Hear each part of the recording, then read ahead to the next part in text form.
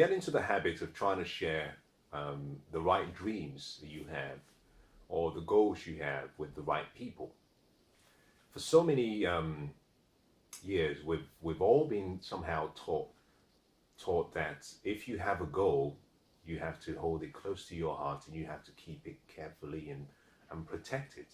And I found that to be one of the most ridiculous piece of advice that you could give anyone. Now, let me qualify that statement. At a very early stage of every dream, you have a responsibility to nurture that dream and protect it, just like a mother will protect a baby. A baby in the mother's womb stays in the mother's womb for 9 months, but the baby is also being cushioned by water around the mother's womb to protect the baby. Now, until the baby is ready, the baby has to stay in the womb, where it's nurtured in the right environment, where it's fed through the right channels, in preparation for it to be almost unveiled to the world. If the baby is born before the time of delivery, we have what we call a premature baby. In a lot of cases, we have a lot of people who have had premature dreams.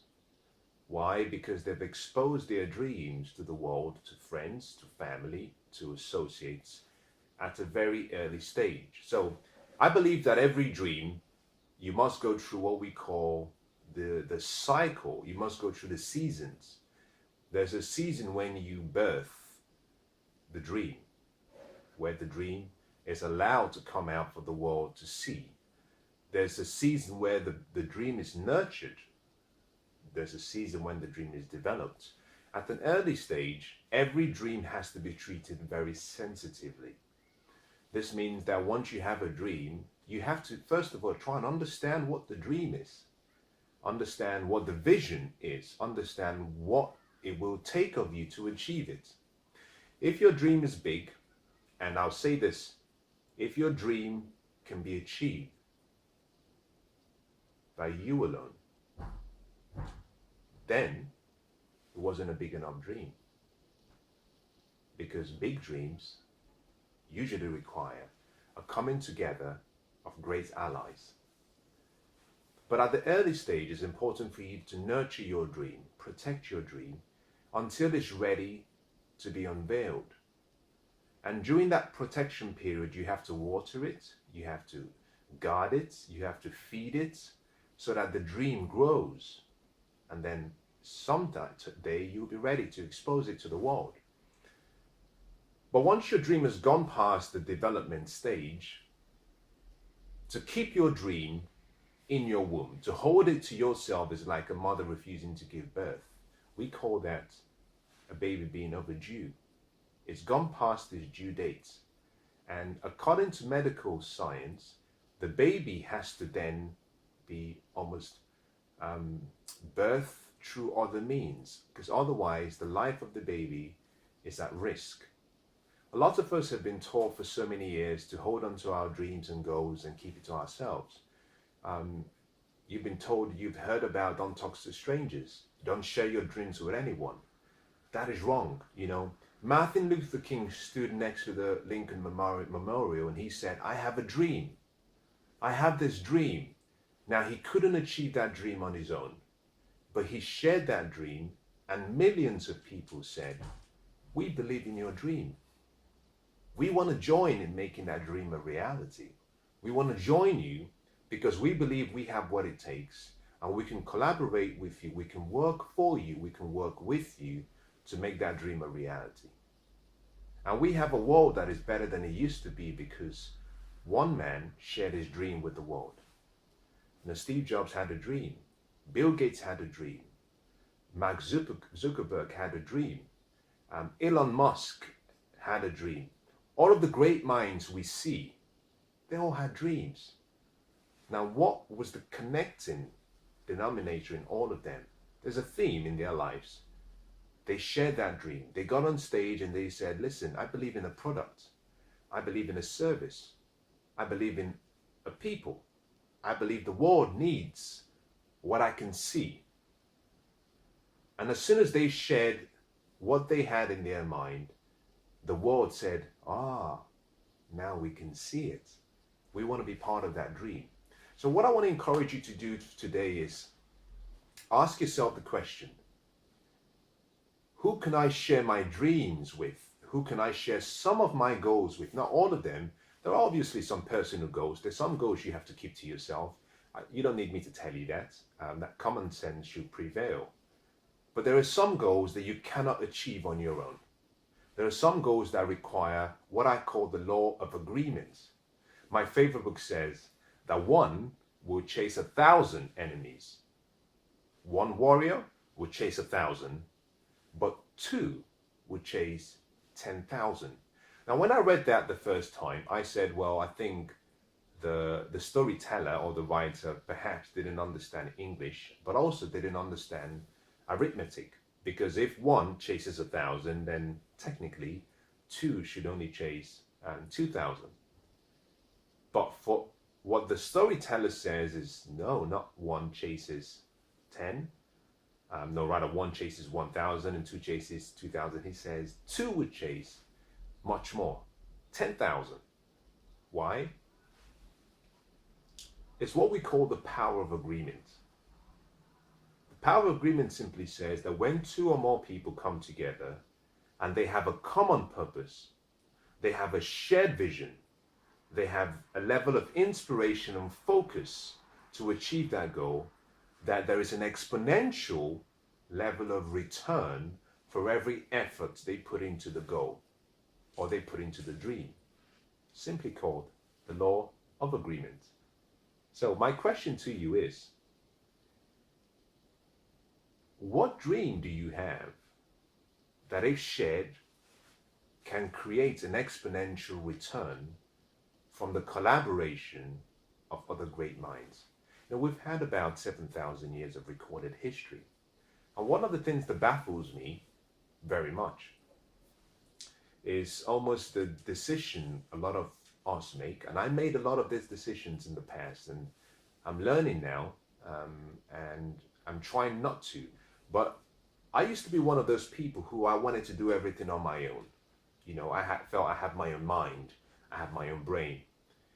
But we have 7,000 years of recorded history where other great minds achieved a level of success that the world still looks back towards and says, well, that was good. And what I find really interesting is that very few people living and who are alive, especially my generation, very few of us have any interest in leveraging the wisdom that some of the generations from time past left for us, documented in books, documented in audio, video recordings, documented in various ways. We just are not interested. What baffles me as a second thing is that we have 7 billion people who are alive today, which means we have 7 billion great minds or great brains.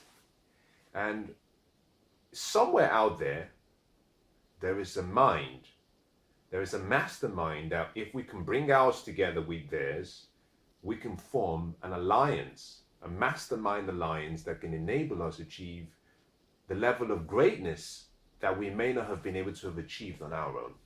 But for some reason, my generation, we have no interest in that. But for us to succeed and make a difference in the world, for you to succeed and change and make a dent in the world, we need to collaborate. So my question to you is, what dream do you have? And how can I be part of that dream and help you make that dream a reality? What goals do you have? And how can I be part of that goal to help you make your dreams come true? How can I help you achieve your potential? How can I push you towards your personal greatness? You see, we're all engineered for success. We all have greatness within us. But sometimes you have to sit down and let someone play the drums. Let someone play the music and let that greatness in you get stirred up. Let that greatness in you be awakened and let that greatness come out of you. I would suggest to you, as I conclude, that you should always endeavor to get around successful people and great people Why?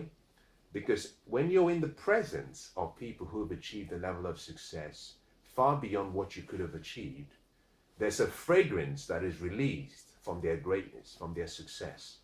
And that fragrance arouses the potential in you. It arouses what's stored up in you. That angel within is awakened. When you're in the presence of other great people, you start to see things beyond what you could see on your own. More importantly, you start to hear things that you never could have heard on your own.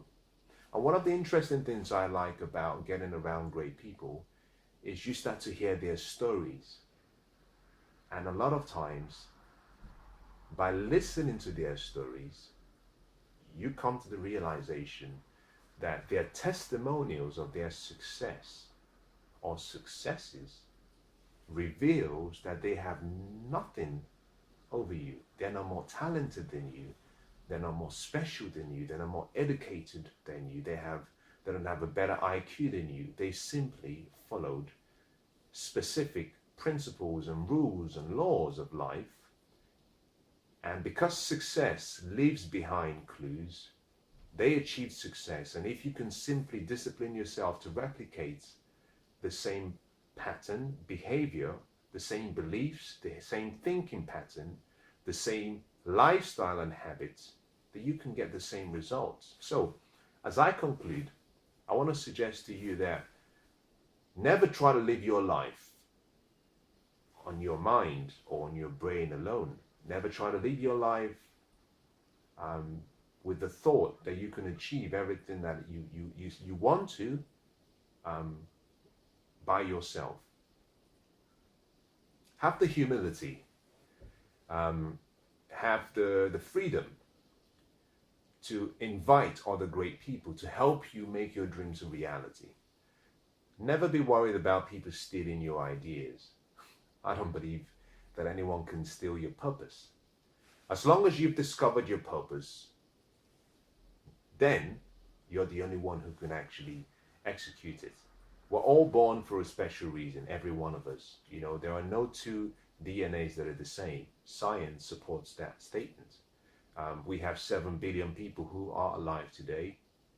And of the 7 billion people who are alive today, none of us is like you. Not one. None of us can smell. None of us can taste. None of us can feel. None of us can laugh. None of us can love. None of us can cry. None of us can dream, sleep, think like you. None of us has the same DNA like you.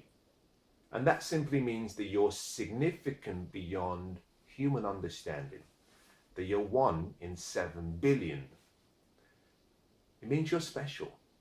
It means that you have a customized purpose behind your life. And because there is no other like you, none of us can sing the music in you. And therefore, whatever dream you have, if it's connected to your purpose, no one can do it just like you. So let go of your fear. Let go of your worry that someone might take an idea you have. If that is of concern to you, then protect it. Choose a part of it to protect. But what I've found from my experience is that there are 2 ways of learning. You can learn from your experiences alone. In other words, you can learn from your mistakes, or you can learn from other people's experiences, their successes and their failures. In other words, you can learn from a mentor.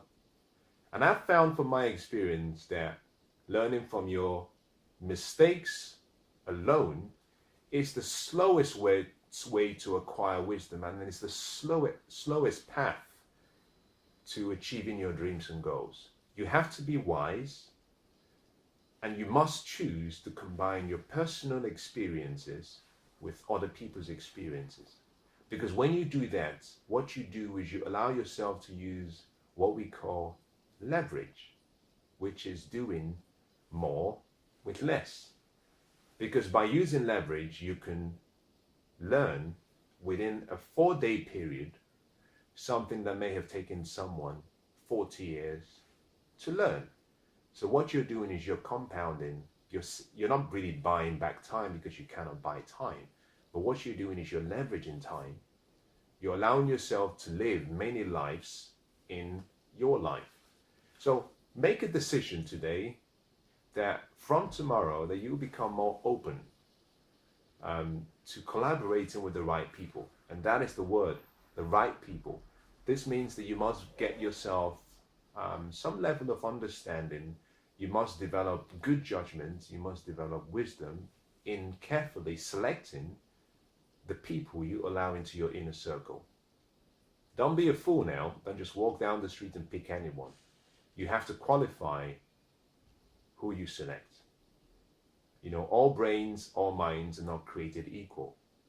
Some have been developed. I love what one great speaker said. He says, all men are born equal. Some work harder in pre-season. And that simply means that some people have developed their skills much better than others. And your responsibility is to find the right people that you can be around, people who inspire you to become the best that you can be. And that is important because 10 years from now, you will be exactly the person you are right now listening to me, with the exception of two things: the books you've read and the voices you've allowed to influence you. Who you become, in most cases, is determined by those who you allow to surround you, to inspire you, to influence you, to educate you, to motivate you, and to instruct you.